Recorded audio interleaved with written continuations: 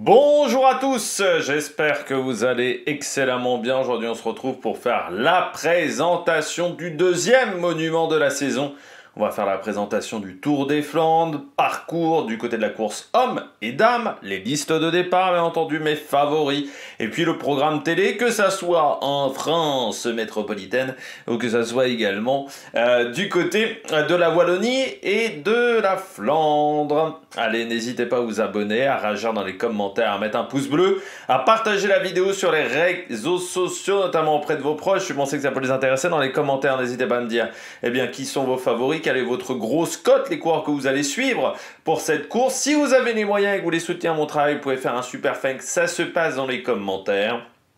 Vous pouvez également rajouter la petite cloche, comme ça vous êtes au courant des dernières vidéos qui viennent de sortir. Et puis, si vous avez les moyens et que vous voulez soutenir mon travail, vous pouvez faire un super thanks. Vous pouvez également cliquer rapidement sur les notifications, sur les miniatures, dès que vous voyez une vidéo, parce que comme ça permet de les mettre un peu plus en avant par YouTube. Allez, on commence tout de suite avec la vidéo du jour.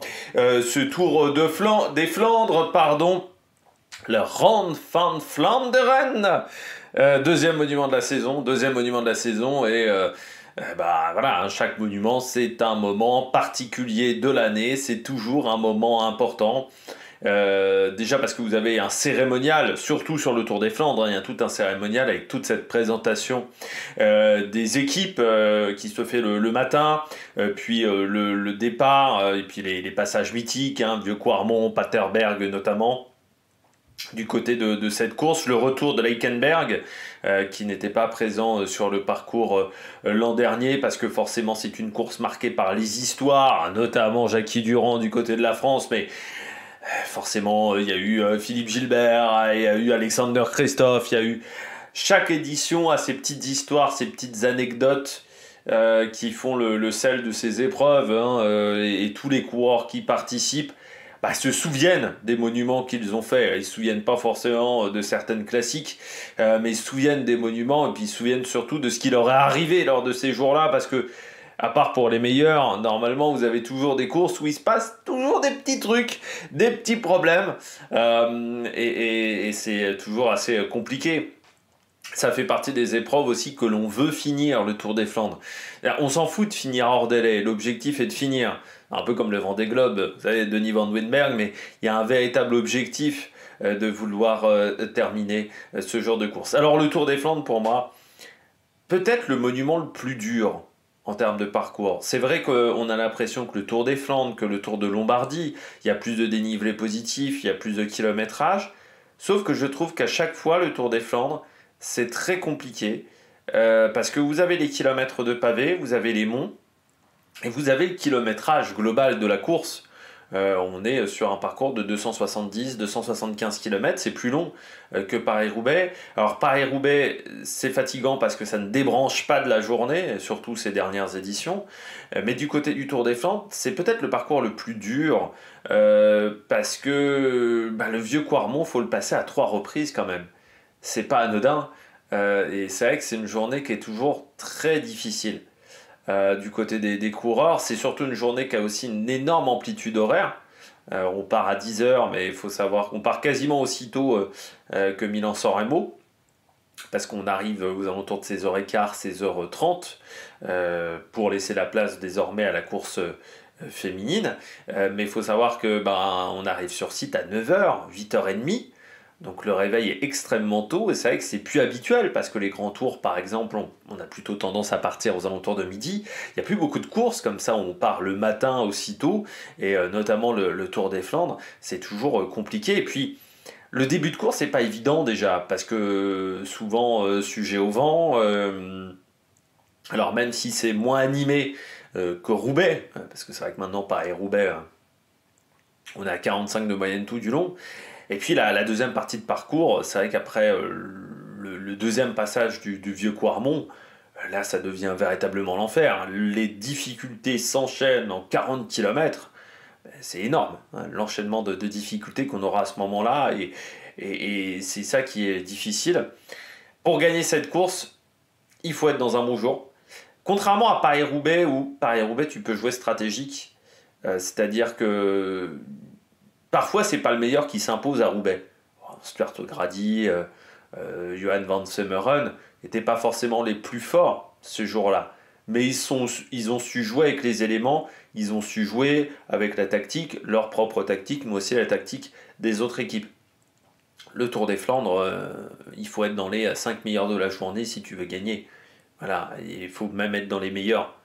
Tu peux pas être dans une mauvaise journée. À Paris-Roubaix, oui, une journée correcte, mais sans plus, tu peux gagner Roubaix. Le Tour des Flandres, non, faut être au top. Faut être au top, au top, au top. C'est vraiment une obligation. Et puis, bien entendu, hein, c'est long, aussi en termes de kilométrage, des passages mythiques. Paterberg, Vieux-Quarmont, hein, cet enchaînement-là depuis quelques années qui fait de gros dégâts. Et puis, très dur de se repérer sur le parcours. Le Tour des Flandres, comme toutes les classiques flandriennes, vous oblige à connaître le parcours au millimètre, parce qu'il y a tellement de changements de direction. On fait les boucles dans un sens, puis dans l'autre, les enchaînements de monts, en sachant qu'en plus, vous pouvez être perturbé par d'autres courses que vous avez effectuées un petit peu plus tôt, où on prenait certains des monts que l'on traversera aujourd'hui, mais pas forcément dans le même sens, pas forcément avec la même approche.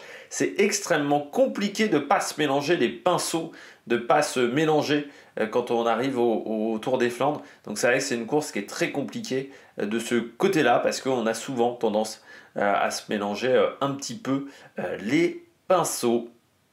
Et bien voilà, je crois qu'on a un peu tout dit sur ce Tour des Flandres. Du côté des garçons, du côté des filles, c'est aussi une course importante. C'est l'une des courses les plus longues de l'année. Je crois que cette année, on sera à 170 km.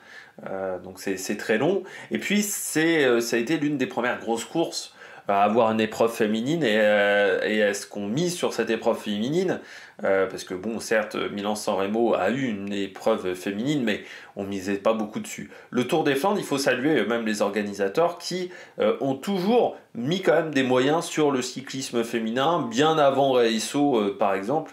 Parce que ASO, certes, il y a eu la Flèche Wallonne féminine, mais bon, c'était un peu une course support de la course masculine. C'était là pour faire joli, on va dire, pendant très longtemps. Or, le Tour des Flandres, il y avait vraiment un objectif beaucoup plus, j'ai l'impression, de promouvoir le cyclisme féminin à l'époque. Et il faut saluer aussi les organisateurs. Et c'est pour ça que pour moi, le Tour des Flandres est la course, peut-être en version féminine, que tout le monde veut gagner, parce qu'elle a une importance également dans l'histoire du cyclisme féminin, beaucoup plus que le Tour de France, que Paris-Roubaix, par exemple, qui ont été créés assez récemment, assez tardivement. Le Tour des Flandres, tu sens que tu as envie de le gagner aussi chez les filles, parce qu'il y a une histoire derrière cette course aussi du côté des féminines. Allez, on regarde tout de suite la présentation du parcours. Un parcours donc, qui évolue peu du côté de cette édition du Tour des Flandres. Le départ change. On part au même endroit qu'en 2023, c'est-à-dire depuis Bruges. Et puis, le retour de l'Eikenberg en début de course, qui n'était pas présent l'an dernier, ce qui nous donne 269 km avec cette arrivée qui est désormais, je pense, l'arrivée des 5 monuments la moins glamour de la saison. C'est vrai que depuis que Liège n'arrive plus à Anse, on peut dire que Oudenaarde a bien repris le flambeau. Parce que c'est vrai que c'est une arrivée, je trouve, toujours très tristoun, cette arrivée du côté de Oudenaarde. Alors oui, c'est intéressant avec la dernière ligne droite, avec le match qu'on a, mais c'est vrai que ça manque un peu de charme. Voilà, j'ai toujours trouvé cette arrivée du côté de Oudenaarde. Bon, alors départ de Bruges, début de course, donc vous voyez, les 120 premiers kilomètres sont plats. Pas de grandes difficultés, on sera sur des grosses routes. Il faudra faire attention au vent, par contre, qui peut avoir des conséquences donc, sur ce début de course entre Bruges et Oudenaarde, où on arrivera pour ensuite prendre les différentes boucles de ce parcours du côté de ce Tour des Flandres. Premier première grosse difficulté de la journée, eh bien, c'est le vieux Quarmont, le Hout de Quarmont en flamand. Ce vieux Quarmont que l'on va prendre à 3 reprises. Je rappelle 2 km 200, le vieux Quarmont. C'est dur sur la première partie, c'est dur sur la fin. Il y a un replat au milieu. Là, on va avoir les tentes VIP. Notamment où là c'est quasiment plat, mais la longueur fait que c'est compliqué. Et puis l'approche du vieux Quarmont, parce que ça monte dès la fête foraine. En gros, ça commence à grimper, donc c'est ça qui rend cette approche difficile. Le vieux Quarmont, donc un petit peu isolé sur ce début de boucle, où parfois on peut tenter également des coups tactiques. On se souvient du coup malheureux de la DSM qui avait essayé de faire un blocage de la route.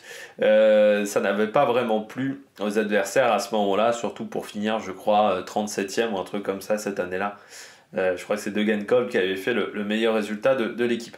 Deuxième mont de la journée, ça sera donc le Heikenberg, que l'on a déjà pris sur d'autres épreuves, ce Heikenberg, qui sera donc le deuxième mont pavé de la journée. Ensuite, on enchaîne après l'Heikenberg avec le Wolvenberg au kilomètre 147, donc ça s'enchaîne énormément du côté des monts sur cette journée, donc Heikenberg, Wolvenberg au programme, et puis on va avoir un enchaînement parce qu'on va avoir le Holleweg juste après et le Karel Matterstraat qui va enchaîner. Donc vous voyez ici dans cette zone là le Holleweg qui s'enchaîne, et puis le Jagerige. Donc voilà, pas mal d'enchaînements de difficultés du côté de ce passage avant d'en ressortir avec le Molenberg qui est à la sortie, le Molenberg.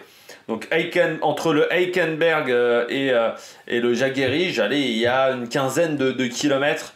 Et en gros, on va enchaîner les difficultés sur cette quinzaine de kilomètres où on aura peu de temps de répit. Donc avant de ressortir avec le Molenberg et surtout le Paderstraat, qui est donc un secteur pavé plat. Ensuite, un gros moment de transition pendant une cinquantaine de kilomètres entre ce Paderstraat et le deuxième passage du vieux Quarmont. On aura certes quelques difficultés, mais souvent des monts qui ne sont pas pavés, à part le Berg Ten Hout, et pas forcément des grosses difficultés. Voilà, donc on est souvent sur une zone un petit peu de transition, donc avec le Berendries, le Valkenberg également, et puis vous avez donc le Berg Ten Houte au kilomètre 195, donc c'est-à-dire qu'on est encore à plus de 70 bornes de l'arrivée. Alors là, ça va commencer à se réaccélérer un petit peu à partir du Berg Ten Houte.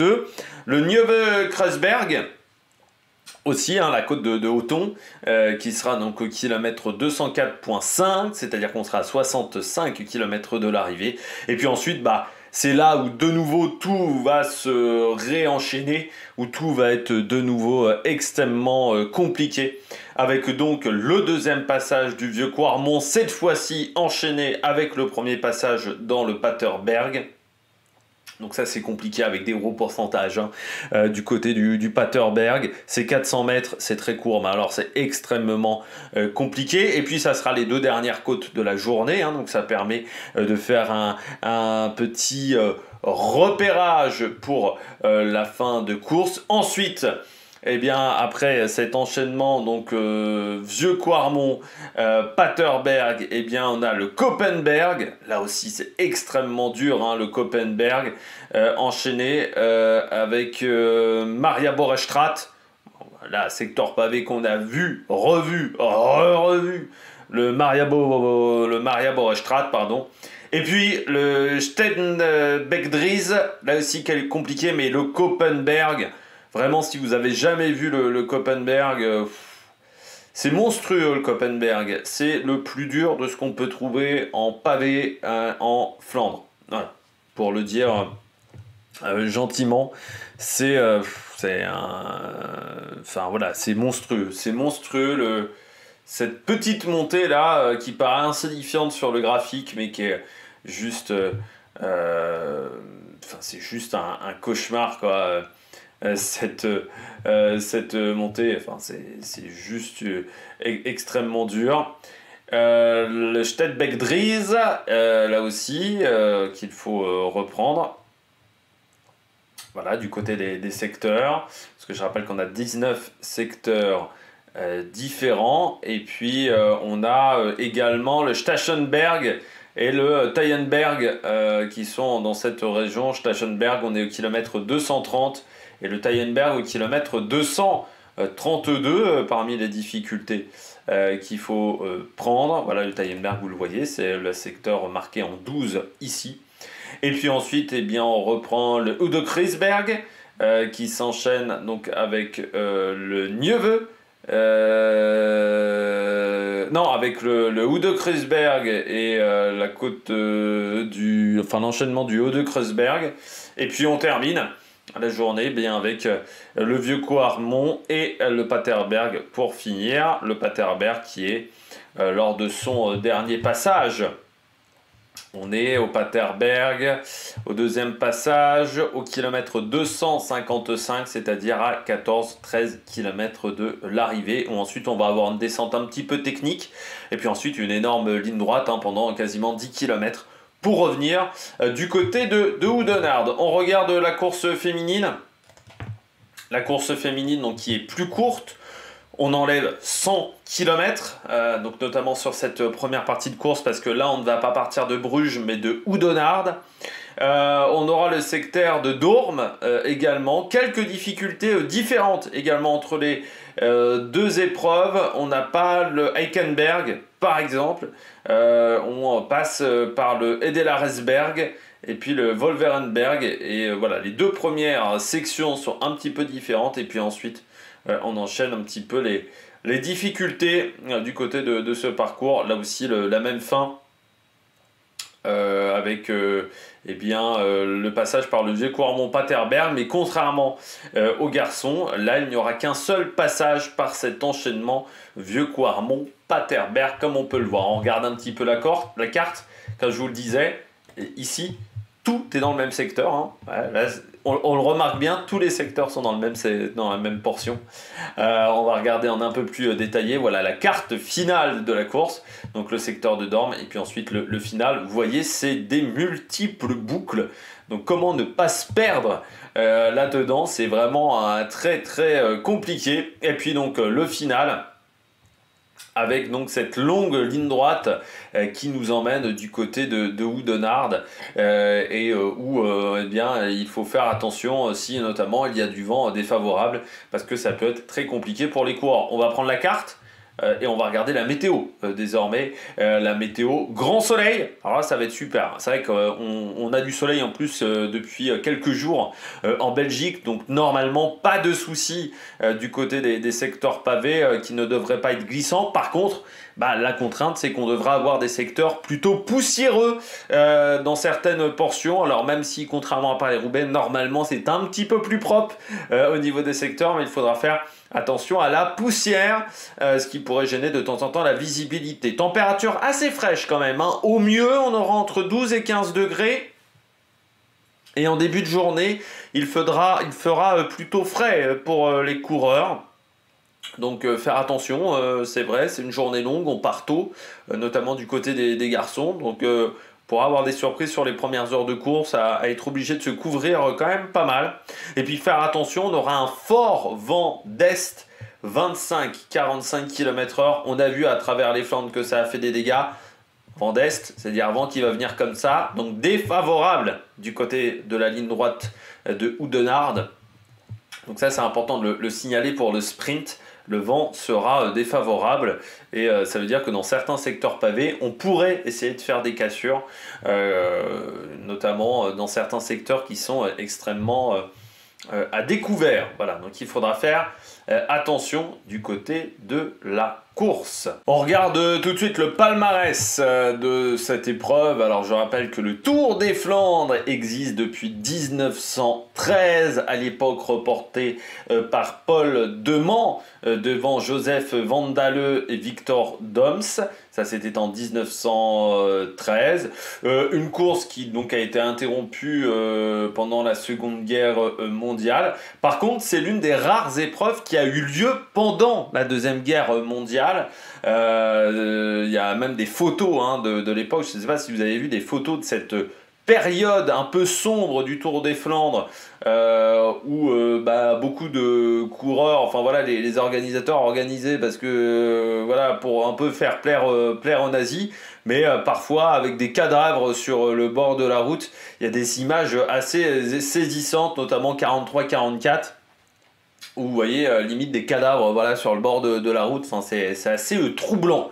Voilà, donc la course qui reprend après la Seconde Guerre mondiale, il n'y a pas eu de pause, donc pendant cette période-là, parmi les vainqueurs français, eh bien Louison Bobet en 55, Jean Forestier en 56, on a Rick Van Looy qui s'est imposé, Tom Simpson également sur cette épreuve, Walter Godefroy, Eddy Merckx également, Eddy Merckx en 69, Eddy Merckx également en 1975.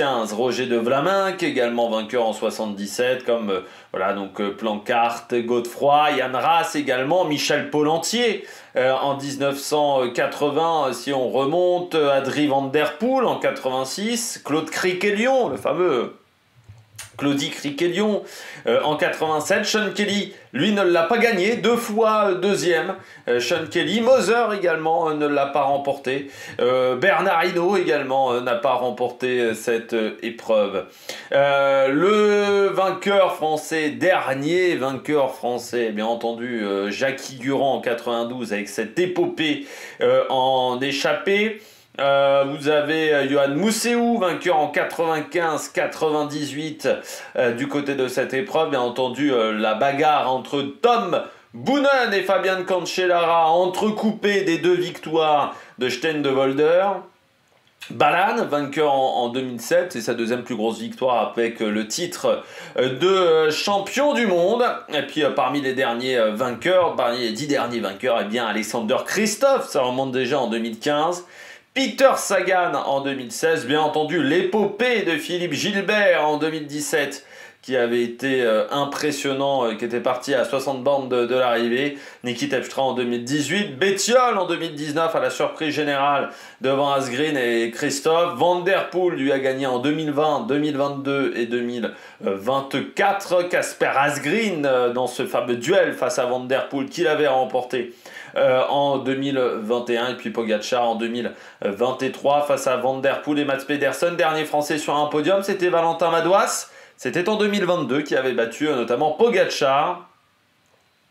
Et puis parmi les podiums, Chabanel bien entendu, ce podium de Sylvain Chabanel en 2011 qui reste un petit peu en travers de la gorge, battu par Nick Nuijens avec la stratégie de la Soudal Quick-Step, à l'époque qui s'appelle Quick-Step, eh bien, qui n'avait pas été excellente. Et puis on a également Frédéric Moncassin qui avait été sur le podium en 97 derrière Rolf Sørensen. Du côté des filles, alors là, pour les Françaises, jamais eu de podium ni de victoire sur cette épreuve. Première édition en 2004, remportée par Zabirova, devant la légendaire Trixie Borak et devant la non moins légendaire Léontien Van Morzel.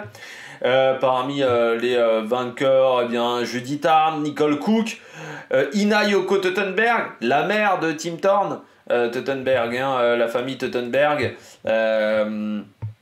c'est la mère, des fois je me trompe, non, c'est pas la mère, c'est la tante. Voilà, de Tim Thorne Teutenberg. Par contre, oui, c'est la tante de Tim Thorne et de Léa Tim Teutenberg qu'on retrouve également à la Loto cette année. Qui en a d'autres? On a Van Vleuten, C'était la première grosse épreuve remportée par Van Vleuten en 2011. À l'époque, elle était jeune, Van Vleuten. On a eu Longo Borghini qui a gagné à 2 reprises en 2015 et 2024. Kopecky également à 2 reprises en 2023 et 2022. Van Vleuten donc a remporté également cette course en 2021. Marianne Vos en 2013 avait remporté cette course devant Van Dijk, et Van Dijk elle avait gagné en 2014. On a Corinne Labecchi, Anna van der Breggen également, Chantal van der Broek un peu à la surprise en 2020, et puis Marta Bastianelli par exemple en 2019 qui s'était imposée sur cette épreuve, Elisabeth Deignan en 2016. La stratégie c'est simple, il faut économiser de l'énergie en début de course. Il faut éviter de perdre beaucoup d'énergie sur les 200 premiers kilomètres, parce que c'est pas là où la course va se faire, véritablement. Donc il faut suivre les coups, mais faut pas trop être visible, quoi, hein. Dans les 200 premiers kilomètres, je dirais, jusqu'au deuxième passage du Vieux-Quarmont, faut plutôt, peut-être pas se faire discret, parce qu'on sait qu'un Van Der Poel ou un Pogačar se feront déjà pas discret à ce moment-là, mais faut pas gâcher de l'énergie. Parce que c'est pas là où va se faire la course. La course, elle va se décanter, l'enchaînement Vieux-Quarmont, Paterberg, et puis ensuite dans les côtes qui vont suivre, grâce à la fatigue engendrée par l'enchaînement Vieux-Quarmont, Paterberg. Donc c'est là où il va falloir être bon et être bien positionné, hein, ça sera une obligation. Donc c'est là où la course va se décanter, et c'est là où on va perdre les équipiers, et ensuite ça sera du 1 contre 1. Et là, soit vous êtes très fort et vous arrivez à faire la différence, soit vous vous faites avoir.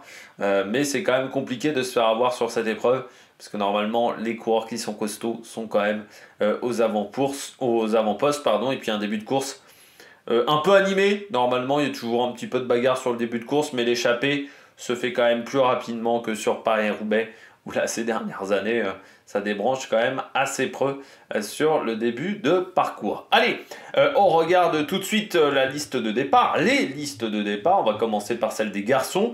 Elle est à jour de 15h47. Nous sommes jeudi 3 avril. Donc du côté des coureurs, il peut y avoir encore des modifications de dernière minute. Alpecin de Koning va venir donc avec Van Der Poel, Caden Groves au départ, mais pas de Jasper Philipsen. Du côté de la UAE, on vient avec Tadej Pogačar, Narvaez ou encore Wellens et Morgado. La Visma Lease qui vient avec Van Aert, Bennett et Jorgensen, qui essayeront bien entendu de se refaire après l'affront quand même de mercredi. La Soudal Quickstep, Tim Merlier avec Cataneo, Van Lerbergue, mais ça risque d'être quand même un petit peu compliqué pour l'équipe belge. La Lidl Trek vient avec Mats Pedersen, Stuyven ou encore Tom Skyn. Du côté de l'Intermarché, on vient avec Binyam Girmay, Hugo Page, Adrien Petit et Lorenz Rex. Il ne faut pas oublier Lorenz Rex. Du côté de F, on vient avec Vandenberg, Albanese ou encore Nelson Poles. Alors, il faudra voir comment Nelson Poles a récupéré de sa victoire à travers la Flandre. La groupe AMD, Gilles Wissaski, Johan Jacob, Stefan Kung et Valentin Madoise. Du côté de la Bahreïn Victorious, Mohoric avec Bauhaus ou encore Fred White qui a déjà été bon sur cette épreuve. La Cofidis vient avec Dylan Tuns qui avait été bon l'an dernier avec Israël,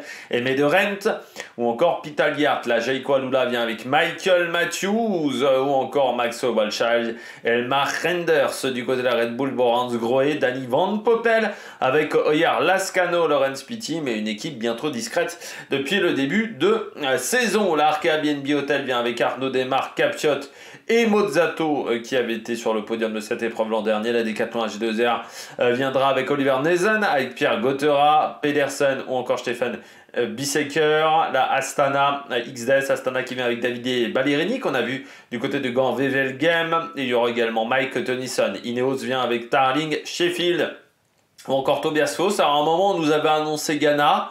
Ghana n'est plus sur la liste de départ.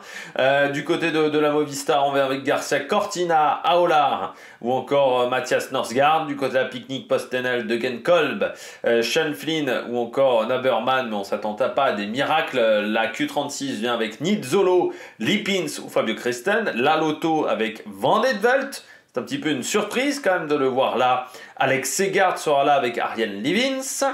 Du côté d'Israël, on verra avec Joseph Blackmore qui a été très bon sur ses dernières sorties. Pickrell, Corbin Strong ou encore Riley Sheehan. Du côté de la Tudor, on vient avec Matteo Trentin, Krieger ou encore Mayhofer. Du côté de la Flanders baloise, on vient avec Victor Vercouilly, avec Vincent Van Emelen qu'on avait vu en début de saison du côté du Grand Prix de la Marseillaise, ou encore Jules Esters. Du côté de la Uno X, on vient avec Alexander Christophe, Jonas Abrahamsson. Il n'y aura pas de Søren Vareskjold et il y aura Rasmus Stiller, par contre, qu'on a vu du côté d'à travers la Flandre. Et puis à la Wagner Bazin, eh bien, il y aura Quentin Béza, Serial Desal ou encore Michel Lambrecht et Loïc Fliegen du côté de cette formation. Du côté des filles, eh bien la UAE viendra avec la tenante du titre, Longo Borghini, qui a remporté à travers la Flandre, avec également du côté de cette formation, Leonor Bakstedt et Sylvia Persico. La ex des Works vient avec Lotte Kopecky, Lorena Wiebes ou encore Anna van der Breggen.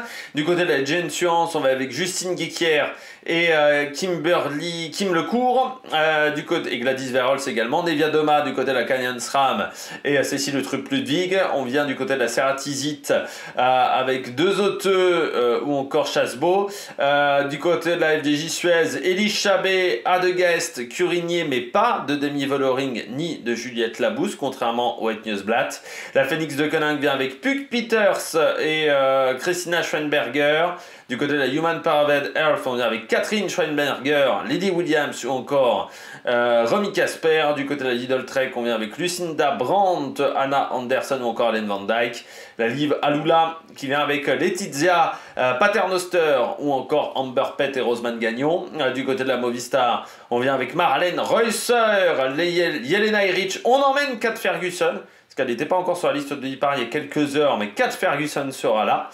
Du côté de cette formation, la Picnic Postenel vient avec Marta Cavalli, Pfeiffer Gorgi. Du côté de cette formation, la Visma Lisobike vient avec Marianne Voss, avec également Imogen Wolf ou encore Margot Vigier. La Uno X vient avec Suzanne Anderson, Linda Zanetti ou encore Simone Boilard. La UF Education vient avec Alison Jackson, Laetitia Borghesi ou Noémie Herbeg. La Volker Wessel vient avec Valérie Demet.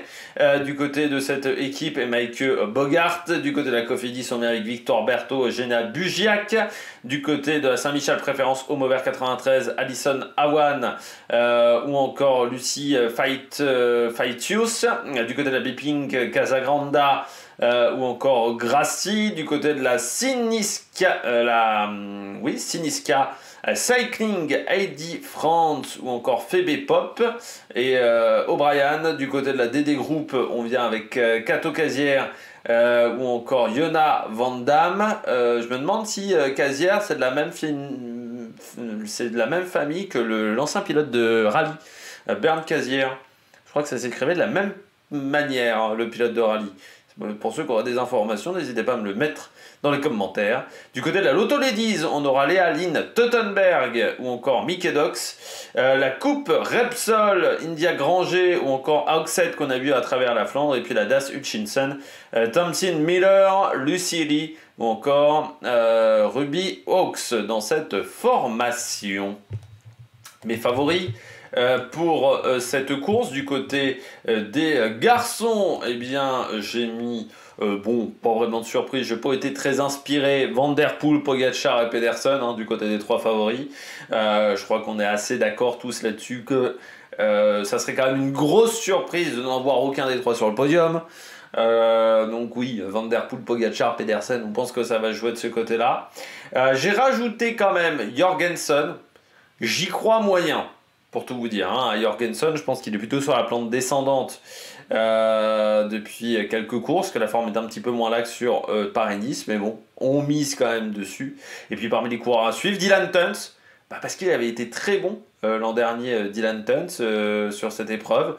Van Etvelt, parce que ça m'intrigue de voir ce qu'il est capable de faire sur les pavés.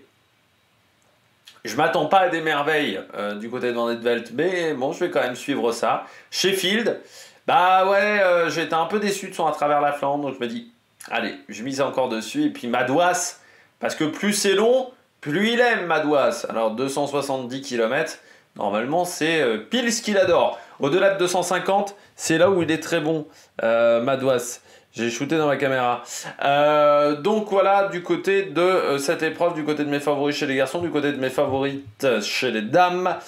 Vibus, bah, elle a quand même progressé en boss. Et puis, vu comment ça a du mal à s'entendre quand même, et je vois pas forcément une fille largement au-dessus du lot pour le moment, je me dis, bon, ça va peut-être être compliqué de faire la différence. Et si personne n'arrive à faire la différence, bah, tout le monde va peut-être se retrouver ensemble. Kopecky, parce que bah, c'est peut-être la seule qui est capable de faire la différence aujourd'hui, mais il faudra quand même mieux courir que sur à travers la Flandre. Longo Borghini, parce qu'elle a quand même fait un sacré numéro de 28 km la dernière fois. Et puis Buck Peters, parce que ces 2-3 attaques sur à travers les Flandres, je les trouvais quand même très en jambes. Les concurrentes à suivre, Kim Lecourt, Nevia Doma, parce qu'elle revient à un niveau intéressant.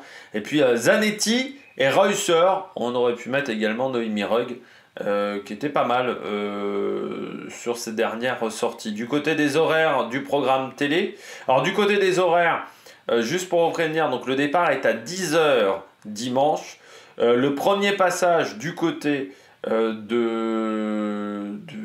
vieux Quarmont, c'est grosso modo entre 13h10 et 13h30, mais moi à votre place, je commence vraiment à regarder à 13h. C'est vraiment le dernier moment, avant le premier passage du côté du vieux Quarmont. Et l'arrivée est prévue aux alentours de 16h30 du côté des garçons, voilà, du côté des horaires de course. Et donc du côté du programme télé, sur Max Eurosport 1, la plateforme internet de France Télé, eh bien ça sera à partir de 9h45, 9h50, voilà, du côté de ces plateformes. Et de côté de cette chaîne sur France 3, sur la télé traditionnelle, ça sera à partir de 13h35. Ça, c'est pour les garçons. Pour les filles, eh bien, que ça soit France 3 ou Eurosport 1, on prendra en route après l'arrivée des garçons. Donc, plus les garçons arrivent tôt, plus... mais il ne faut pas s'attendre avant 16h30, 16h35 en gros pour la course des filles. Par contre, elle sera disponible à partir de 15h sur HBO Max. Du côté de nos amis flamands en Belgique sur Sportza, à partir de 9h15 sur la VRT, ça sera déjà disponible sur l'application en ligne Sportza à ces heures-là également pour la course chez les garçons. Donc il y aura toute l'avant-course et il y aura un vrai gros programme du côté de la VRT.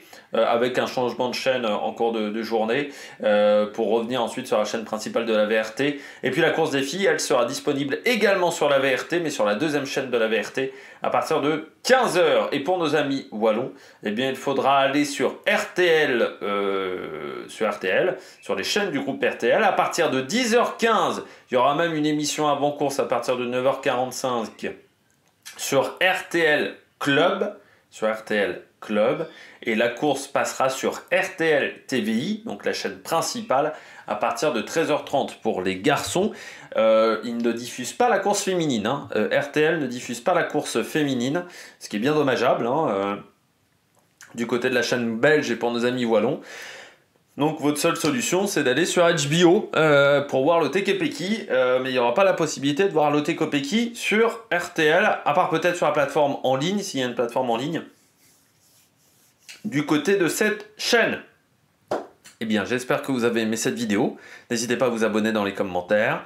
Enfin, vous abonner, c'est pas dans les commentaires, mais à réagir dans les commentaires et à vous abonner. N'hésitez pas à partager la vidéo sur les réseaux sociaux. Donc nous, on se retrouve dimanche soir pour faire le débrief des deux courses dans une seule et même vidéo. Vous en avez l'habitude désormais sur voilà, donc Tour des Flandres, masculin, féminin. Donc pas avant 21h, 20h45, 21h, mais je pense pas avant 21h du côté du débrief de ce Tour des Flandres masculin et féminin. Allez, n'hésitez pas à vous abonner à la chaîne et puis nous on se retrouve pour de nouvelles aventures sur Mec Production. Ciao ciao.